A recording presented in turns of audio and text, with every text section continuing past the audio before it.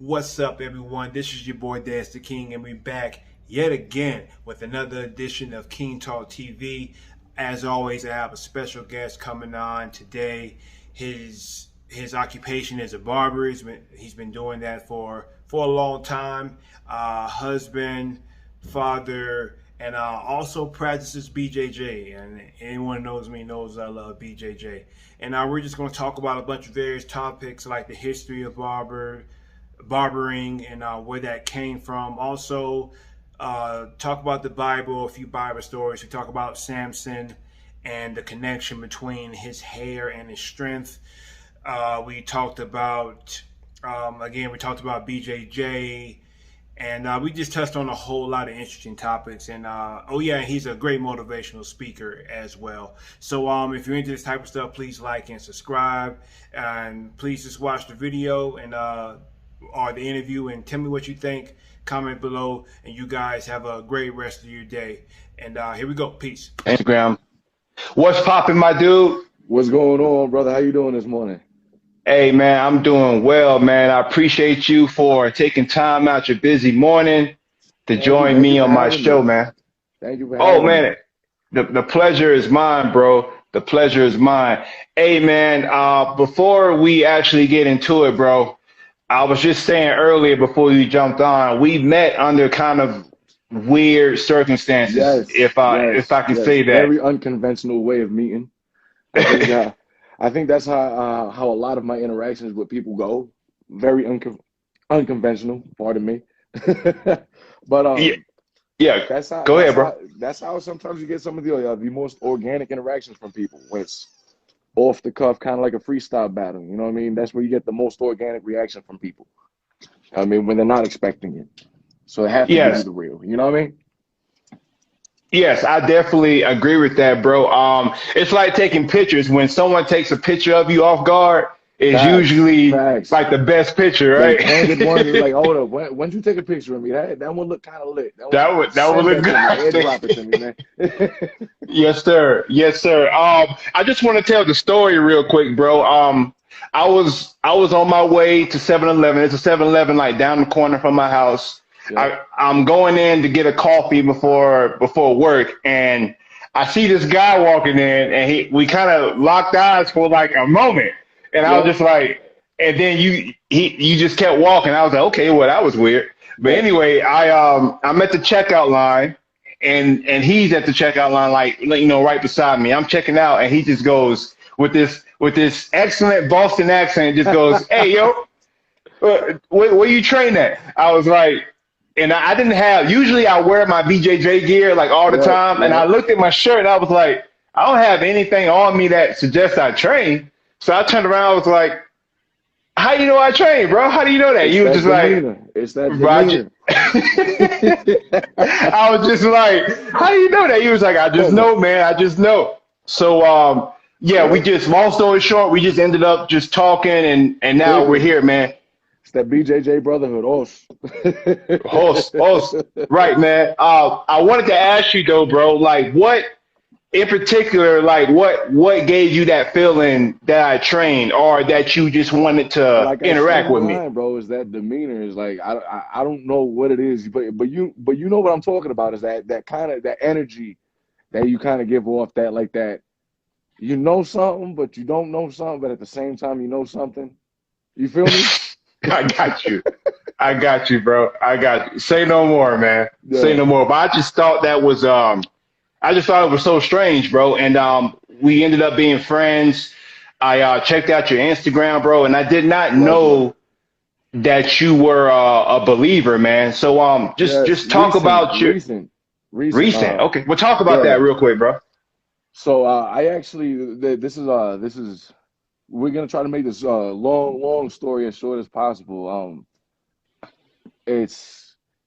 I've been struggling with my belief for a long time, but I think I'm more, in the words of Lecrae, unashamed now than ever because of the support system that I have, and now it's more so based on my faith opposed to just a belief. You feel me?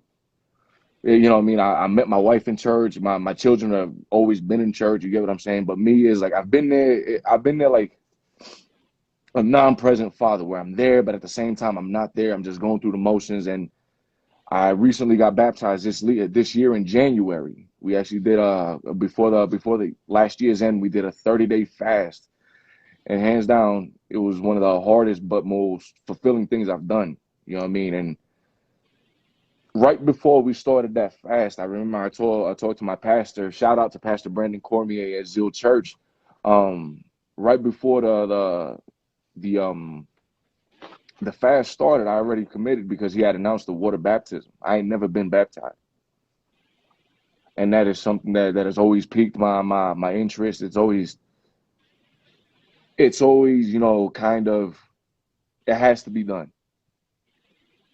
And what better time now than ever? Better late than never type deal. Here I am, 32 years old, getting baptized and trying to live a more, spirit-led life. Yeah, and it doesn't go without its struggles, man. But I'll tell you what, now more than ever, I see and feel this the fight and stuff like that. But it's actually worth something now. You get what I'm saying? It's like I actually cut past the Brandon's hand. I was talking to him yesterday. It's like I did a prayer on Facebook, and my biggest critique was my father. He's like, "Oh, you a pastor now?" It's like, no, it's not. It's not that I'm a pastor, but I'm open about my belief. Don't get me wrong. I make my mistakes. I do things wrong, but we ain't all perfect. But as long as I wake up at 8 a.m. today, trying to be better than what I was at 8 a.m. yesterday, we good. We good. I'm all for that. Facts. Sorry, bro. Continue. Please continue. No, go ahead. Well, I was gonna say, bro, I'm all for that, man. Because that's what life's about, bro. Little steps of improvement every day, especially for men, because I feel like, of course, in today's society, we're trying to put everyone on equal plane, equality, and all that stuff is good on the surface. But particularly us men, we have a responsibility to make sure that we are improving every day to protect our families, protect our loved ones, exactly, and all that is important. That's very true. It's very true, and you know what I mean. It's like, and it's not to quote the Bible, but at the same time quoting the Bible, the man's the head of the household. You get what I'm saying? At least in that aspect of things. So even if you take the Bible aspect out of everything, you get what I'm saying. Growing up in a 2-parent homes, like, Pops is always, the one that's up early by the time you leave for school. Pardon me, that's my dog. She over here trying to defend nothing.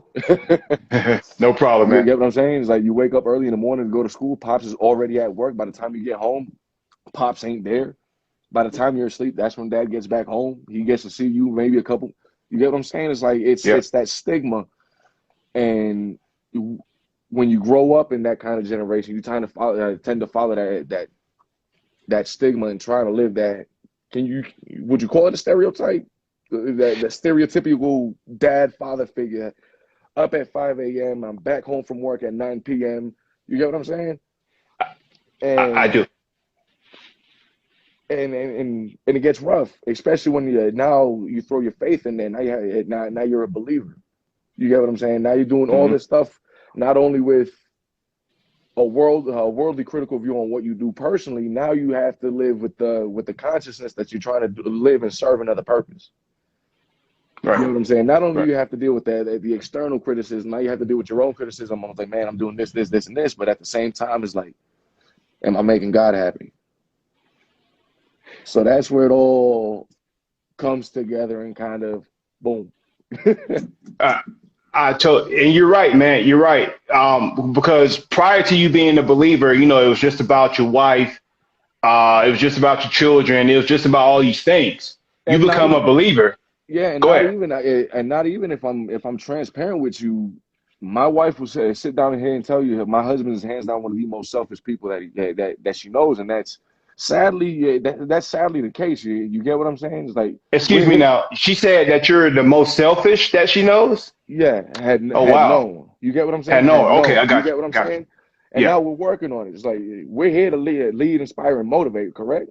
I'm here to be 100% transparent as much as possible with Instagram's guidelines.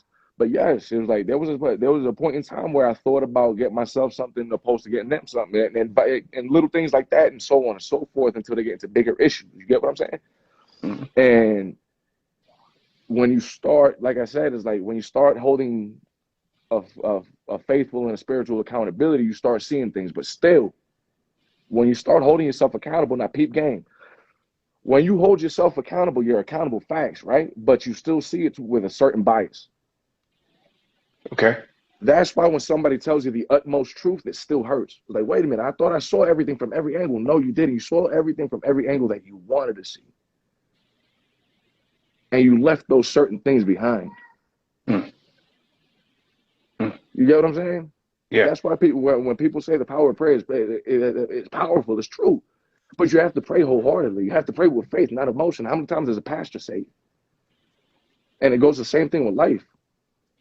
If you want to be accountable and you want things to actually hatch out, you have to be 100% transparent with yourself, and you're never going to be that because you can always hold yourself to a certain point of accountability. So when somebody does truly call you out, you feel some type of way. Make sense? Yes. You get what I'm saying? Yeah. So it was like I have to live life with that sense of accountability that my wife grew the courage to tell me, hey, bro, you're selfish as hell.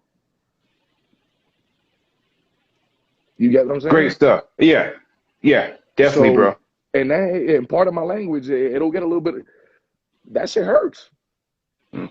It really hurts. Because here you are, like thinking that you're doing XYZ thing to get better. You get what I'm saying? And you're having all this praise and you're having all this, good job. You keep going, you're doing it, But there's still a little gray area, a little dark spot. You remember that one scene in the Lion King where they show that elephant graveyard? We don't go there. Mm-hmm. That's the elephant graveyard that we all have in ourselves, that we don't go there. I like that. You get what I'm saying? It's like we do this, and this, but we leave that alone because we either deem it too nasty or not important enough. But when somebody else calls you out and they touch on that elephant graveyard and they shed light on that, it's like, here you go, bro. You still got something over here. It's like when you clean your room and mom steps in and looks under the bed and there's the whole mess. Mm. Mm. That's good stuff, man. I feel you. Getting called out. The truth hurts, man. And since we're on the Bible topic, Jesus himself, he called the Pharisees out a lot, like daily. Every time they tried him, he called them out on their hypocrisy, and that hurts. It hurt them so bad that they killed them. They killed them, or they plotted to kill them, and they did actually. Good. And it's like you said, man. And it's like it's whether it's the Bible or you want to quote street prophecy. You get what I'm saying? So it'll always be it'll always be your one the ones that'll always with you. That's gonna toss you to a side if you want to go take it down to about biblical time. What did Jesus say to Judas? He's gonna deny me 3 times. And what happened? Nah. It's not gonna happen. It's not gonna happen. Yo, Jesus? Hey, Jesus Nazareth? Nah, I don't know that dude. I've heard of him, but I don't know that dude. You feel me? Right. You get what I'm saying? It's always your own ones that's going to either let you know what you're doing right or they're going to hinder you. Right. Point blank, period. Absolutely. And it's one of those things, that's a real sense of growth. You get what I'm saying? Because I can sit down and tell you all the great things that I am, but that's easy. That's easy. Mm-hmm. What's harder is for me to sit here in front of you and in front of God knows how many people are watching this right now and saying, yes, I'm a narcissist. Yes, I'm selfish. Yes, I have issues. It's harder to do that. Everybody wants to see the highlights. Everybody wants to see the highlights. Everybody does. Point blank, period. Look at Adrian Broner. My bad if you're watching this, AB. You watch all of his highlights. He looks great. Yes, he's everything that he says he is. Now let's watch the whole fight. Mm. Everybody wants the highlights, but nobody wants to be. And that's what I learned. It's like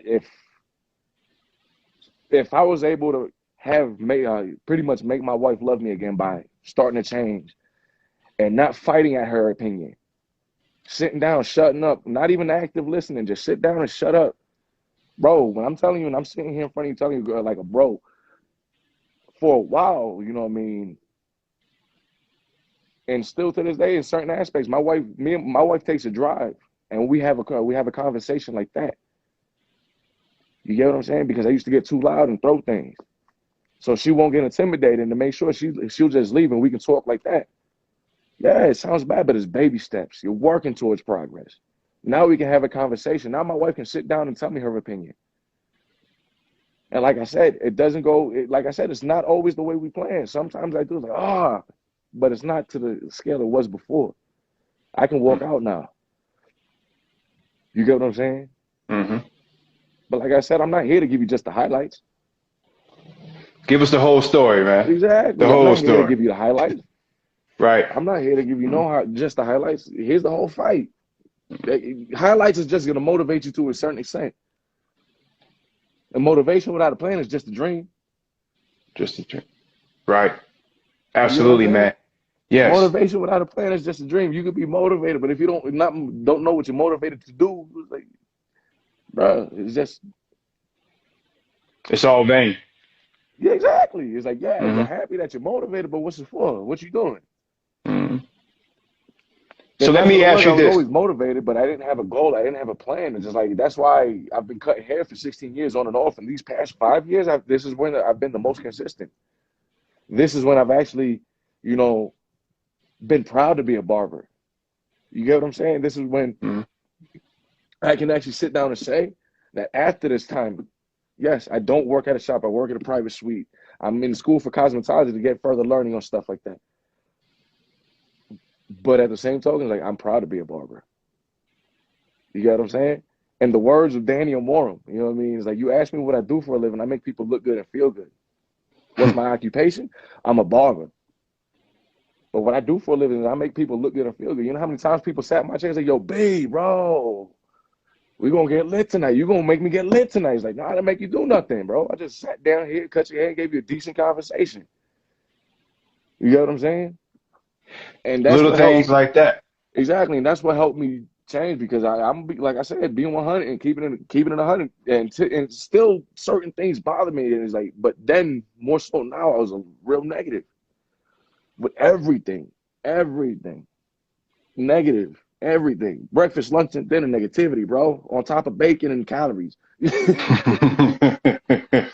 But plates and plates of negativity, bro. Is like, and when you start sitting down and really realizing what the hell you negative for, it's like, it doesn't make sense. Sit down, breathe, drink a Coke, have a Coke and a smile, bro. And I was too busy complaining about what I thought I didn't have. The blessings that I did have, I was seeing them as burdens. You get what I'm saying? Sometimes it takes for you to sit down and shut the hell up and really listen. You know what I mean? And that right there is easier said than done. That's true, man. That's true, bro. Bro, thank you for all that, man. All that is what we need, and that's why I do this show, bro. One of my questions was to ask you about your motivational videos. The one that I chose for, I guess you could say, the promotion of our show today was a video of you talking about you having car trouble and how all these things could happen in your life, but it's just a small part of your story. You still have a whole rest of your life to live. Even then, that's just the highlights. Still just the highlights of. Still just a small part, right? Exactly. Right. Still just the highlights of what is slightly bothering me. Yeah, that day was just the car part. You know what I mean? I'm not factoring in the 2 weeks that I've been waiting for that car part, the 2 weeks that I've been having to pay that I've been frustrated and paying for lift. That's just the highlights. But at the same the same token, you know what I mean?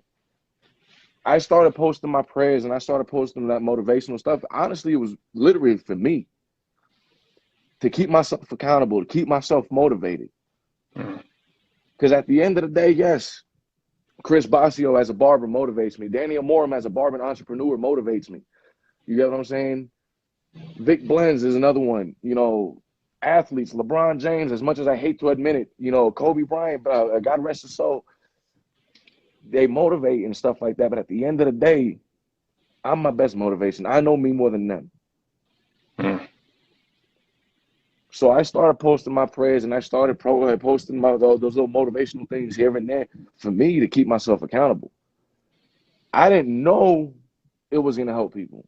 I was posting it for my, like I said, my personal selfish value, which in turn, if you want to say it that way, God is great and God is big. Through my own selfishness, I was able to help somebody else. I had 2 people hit me up that day, like, "Hey man, I know this is weird. I know you're not a pastor or anything like that. You mind praying for me?" Bro, I prayed for 2 people that day. You get what I'm saying? That right there is life changing. That right there is bigger than any tip any client can give me. That right there is bigger than any payday a wrestling promoter can give me. I didn't have to turn my clippers on to make somebody feel good. You know?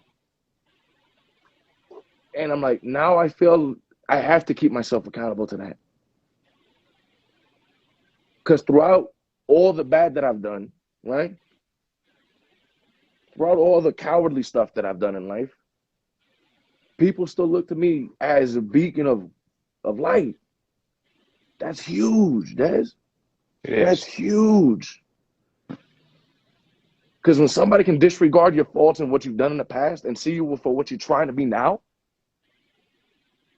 bro, that right there is value right there in itself. That is true external motivation. Kobe Bryant can't give you that motivation. LeBron James can't give you that motivation. Lift an eyebrow up as much as you want. Dwayne Johnson can't give you that motivation. Some random Tom, Dick, and Harry that asked you to pray for him, bro. That right there is work. That right there is work. That right there is motivating. That right there is exhilarating, refreshing. And that's new to me, and I like the way it feels. Beautiful, and there's man. no monetary value to it. It's like, and it's still, so yes, in a sense, it's still serving a selfish purpose. But at the same token, I realize how much more how much more good it's doing for somebody else than it is for just myself. So why not keep doing it? Why not, when I have something else to say, throw a camera on myself and just post it on IG Live or IGTV? It's, Bro, it's for my own accountability, but if it helps other people, let's keep rocking. that is excellent, man. And I can relate so much to that, if I may, real quick, before I go into the next question. Go for it. I used to have like a whole lot of self-conscious issues, you know. Mm-hmm. I didn't like to take pictures. I didn't like to, post anything out because I was afraid about how people will look at me. And that in itself, you could say that is a selfishly kind of motivated, because I'm worried. I'm all worried about what people think of me. So that in itself is being selfish. You understand? So like you, man, eventually I got to the point where I wanted to post videos to motivate other people, but they were really for myself. Looking back on it, I wanted to show myself that I could put myself out there in a light and not care what people thought about how my appearance was, and how I did things. And the reason why I say it's still like in a selfish way, because you can't make everybody happy, and at the same time you can. Because if you post that and then I openly say it the way I said it right here, like, oh, but you're doing this for this, and that. I'm like, yeah, you're right. But even with me being selfish, I'm helping. You get what I'm saying? And maybe this will be the catalyst for me to be a little bit more generous. Maybe this will be the catalyst for me to be like, all right, cool. Pass it on, whether it's information or other things. You get what I'm saying? Opening up that door to being selfless. You get what I'm saying? From selfish to selfless. That's the goal, right?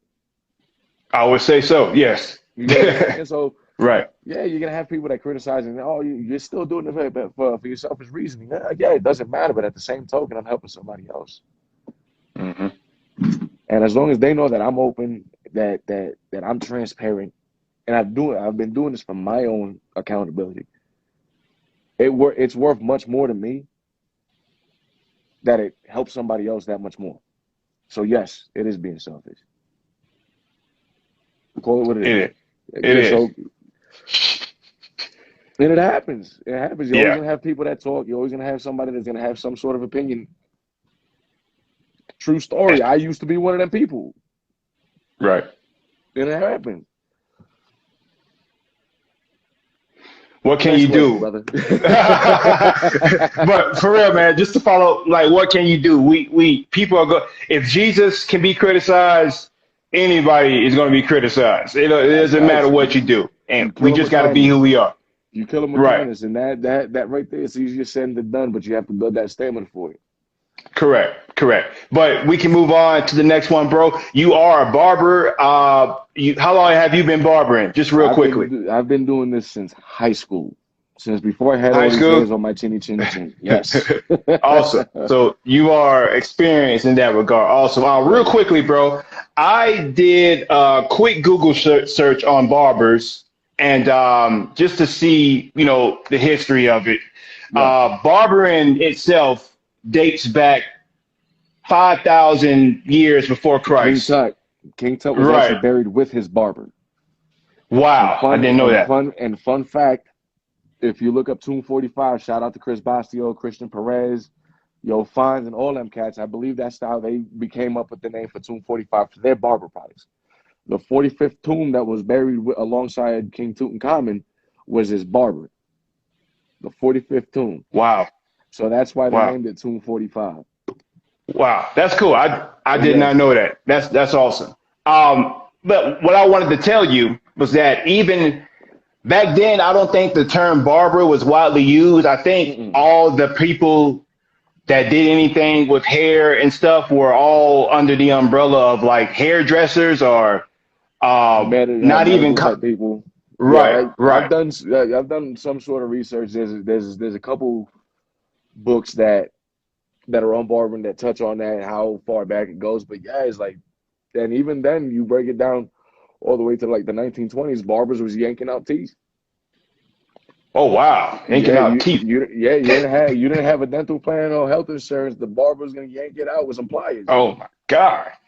Can you imagine that today? Hell no. Oh my God. That's horrible. That's how you do that. Real quick, man. Oh no, especially that with COVID. But real quick, man. What I saw in the article was that even back then, over 5,000 years ago, when barbers and people who were coming to get done, when they met together, they would do what barbers and people do today. They would talk, gossip, discuss political things, all the things that go on today went on back then in the barbershops back then. Shop, the gossip spot, yes, everything. And I think that's another reason why I love being a barber, because in a sense you're a focal point in the community. And now that I'm in a suite, I have to reach out to the community. I don't have that barbershop sign with the candy cane pole coming down, advertising for me. I have to do the social media work. I have to walk out. I have to pass out business cards and let my neighborhood and my, area know that I'm here. You get what I'm saying? So in a sense, I'm making myself present out of obligation, and out of that same obligation, I'm making myself part of the community. You get what I'm saying? So in a sense, that's what you want as a barber. You miss that camaraderie. You miss that, sitting at the barbershop. Your appointment's at 2, but you went to the barbershop at 12 just to chill for 2 hours before you got your hair cut. That's something, man. Saying? That's something right there. And I think, in touching on that, I think out here in Colorado, we're missing that vibe. Everybody's worried about a fresh cut, and I said it 1,000 times. I have clients that have gone to barbers that I think, hands down, are fundamentally more sound and better than me in any shape, way, form, or fashion. They sit down and say, bro, he can fade his butt off, but he won't talk, man. And sometimes that's all I want is a conversation, man. That's it, bro. And that's an important part of it, bro. I wanted to ask you, since the whole meeting together at the barbershop, talking about politics, Hmm. sports, you name it. Yeah. Every type of conversation went down in Everything the and anything gets barbershop. touched on the barbershop. Yep. But I wanted to ask you though, what was the most craziest debate conversation that you've been a part of in your barbershop experience? I can't say there's been a whole bunch of conversations. I know. What's one Every that you I've been can I remember? Oh my God, hands down one of the worst conversations. It almost got me out of character too. I worked at this one barbershop where the owner said that the weekend is our generation's Michael Jackson. I wanted to throw every clipper I had at my station on that man. Every one of them, every one of them. And then I wanted to go to his, and then I wanted to go to his station to throw his clippers at him. Like, really? Oh man, hold on. Bro, My big brother is on there. He said, "Go Yankees." You know my opinion on that, bro. Oh yeah, yeah, real quickly, shout out to everyone who's watching right now. I for real, appreciate for you guys' real. times, and shout out to affiliated Boss One. I guess that's your homie. Yeah, that's the big bro. Okay, Yeah. okay. Shout out to him as well. Thank you for your comment, bro. But to the weekend thing, man. I'm not going to say that he's Michael Jackson. He's nowhere near Michael Jackson. He's Hey, not. Nowhere come near. on. Nowhere near. I was about to say But he's but moonwalking but miles listen. away from Mike. But listen though. Listen. As far as his voice goes, and I don't want to talk about the weekend for no more than 2 minutes. But Yeah. as far as his voice goes, he probably has the. To me, he sounds similar to Michael Jackson just based on the way he sings. I'm Yeah. a weekend fan. I like to listen to him.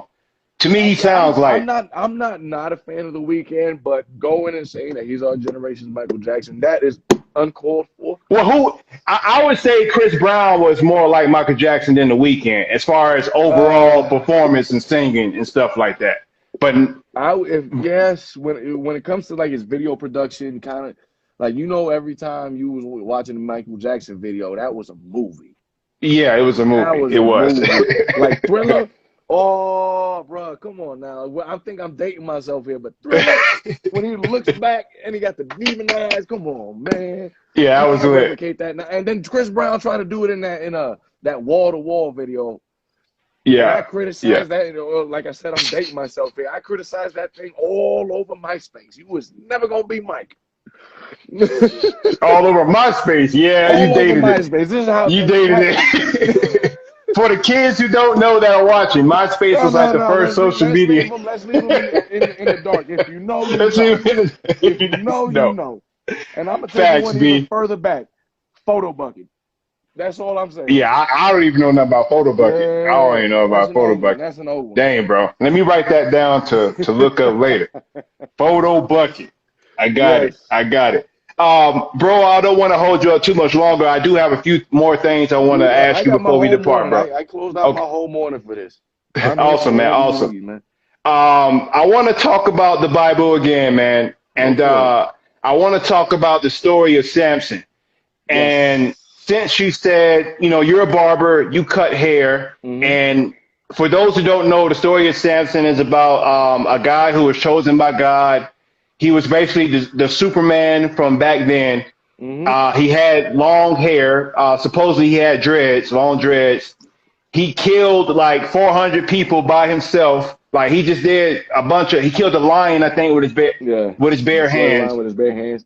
Um, If I'm not short. mistaken, Uh, some of the people that wrote some of the Hercules stories, they based a lot of what Samson did on, well, a lot of what Hercules did on some of what Samson did.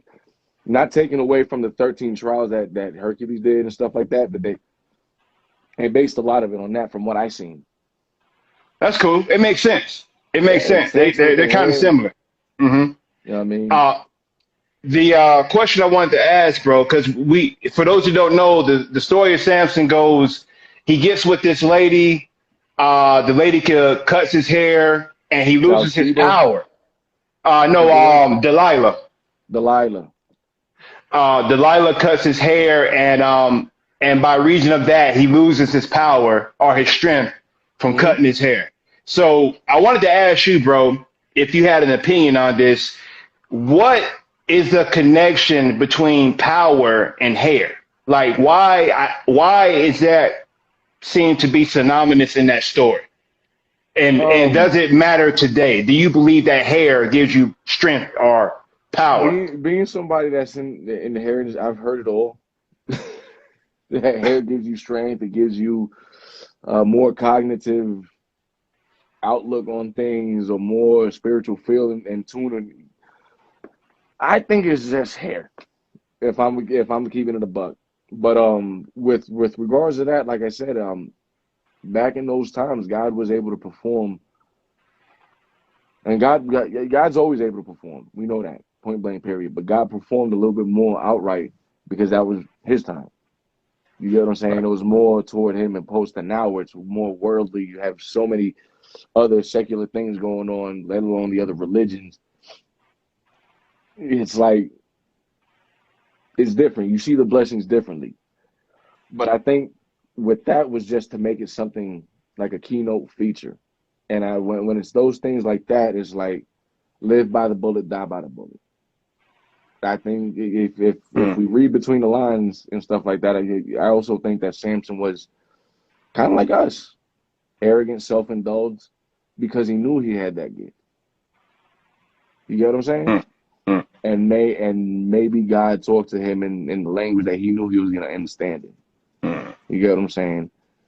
Women, this, that, and the third. Or, he let the world got to him the way he knew the world was going to get to him. Better said. You get what I'm saying? Women, they stroking his ego, this, that, and the third. Boom, there went the hair.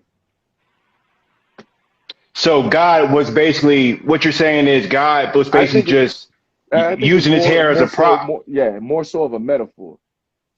Right? You break hair in nowadays, right? That hair nowadays, instead of just being hair, because you have to realize that back then they didn't have Lambos, they didn't have Corvettes, they didn't have yachts and all that. What's their flex? The gold that they had on, their locks of hair, how healthy they looked, the garbs that they wore. You get what I'm saying? That was value back then. You get what I'm saying? The flex was different. You get what I'm saying? When you have nice, luscious locks of black hair, and you live in the Middle East, and you see all these people that are dying of leprosy and don't have any hair because the sun burnt it off, or whatever the case may be, and here comes this man built like Dwayne Johnson, long, beautiful locks of hair, a nice, luscious beard. You get what I'm saying? Wearing nice garb out of silk and linen with gold on, as if he was royalty. You get what I'm saying? Yeah, I got you. Flip that into nowadays, that's a dude with a Lambo, with a nice suit on, some jewelry. Take all that away. What do we got after that? Strip the man out of all those luxuries. What is that man acting with? You know what I'm saying? That's why I think he was going with it. You get what I'm saying? That was the flex back then. The silk, the linen, the hair. You get what I'm saying? Then God took it away, and by virtue of him taking it away, he felt like, I guess, that not so much his strength, but the shame of him losing his hair. Exactly. Because he was still strong. He was able to bring down those pillars. Right. So if it wasn't the hair, it was the strength. It was a gift of God that he had that strength. So by taking the hair, he took away the image that he thought he didn't have anything. So in a sense, for me, it was a test of faith. And Samson failed horribly, as did many others in the Bible. But the only one that did succeed was God. Came through. God did. Every time, and that is coming from me. Amen to that. Every time. Samson failed. Judah failed. King David failed. David killed Goliath with a stone just for X amount of years to put a woman's man on the front line because he had deflowered her. Some coward-ass stuff. Why? Through arrogance that he developed through God, from receiving God's gifts. You get what I'm saying? And I think that is our biggest fault as a man. And I think especially when it comes to somebody that's new to faith, and like myself, and somebody that's trying to maintain, stay humble with the gifts that you're given and use them exactly for what they were meant for. Because just as they were given to you, they can be taken away, and you'll be humbled in another way. You get what I'm saying? And there's a reason why it's called the phrase is called the God-fearing man. Make sense? Goes on. Excellent. God give it, God take it away, right? Right. Right. Excellent, man. I just wanted to know your take on that. And that makes a lot of sense, bro. Thank you for sharing that. And shout out to my No homie problem. Mike who said this was a great interview. That's my dog there. He's Oh, thank you, actually thank you. he's actually a Muay Thai fighter and he trains BJJ as well. And I wanted to get Oh, into that real quick, bro. let's do it. We talked about Samson and how he was able to fight off about 400 people by himself. So Mm. I felt like this is a good transition to get into BJJ. You Yes. are a blue belt, Yep. Hold on, from what hold I on, hold heard. on. Rep it in.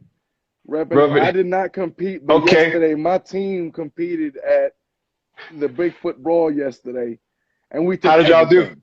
We took Oh, everything. So okay. shout out to Cracking BJJ. I love you guys. Congratulations. On to the conversation. Awesome.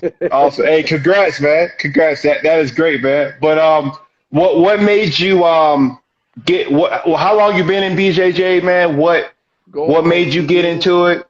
Going on 2 years and 2 years. change. Um, Honestly, I remember seeing Kraken when it first opened up, and I drive by to go to work every day.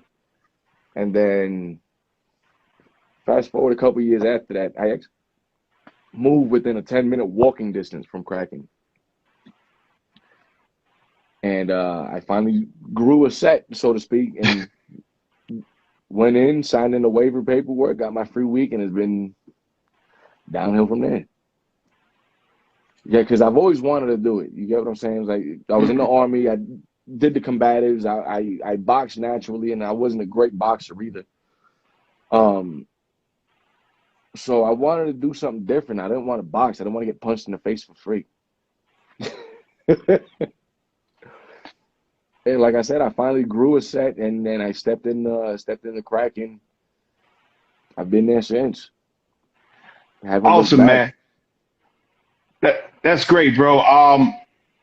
Going back to the Bible again, uh, is Abraham, Isaac, Jacob. Jacob Hmm. was the one who wrestled Yep. with God, and Yes. I always found that interesting that God would choose that word wrestle, to grapple or to be Yep. physically involved with someone at that rate. So Hmm. when I look at BJJ and I look at my teammates, when you are rolling and grappling, you kind of develop a relationship with Yeah. that person. You Yeah. I think my develop buddy's a still on here. camaraderie. Yeah, Tristan's still on here. That's my BJJ BFF right there.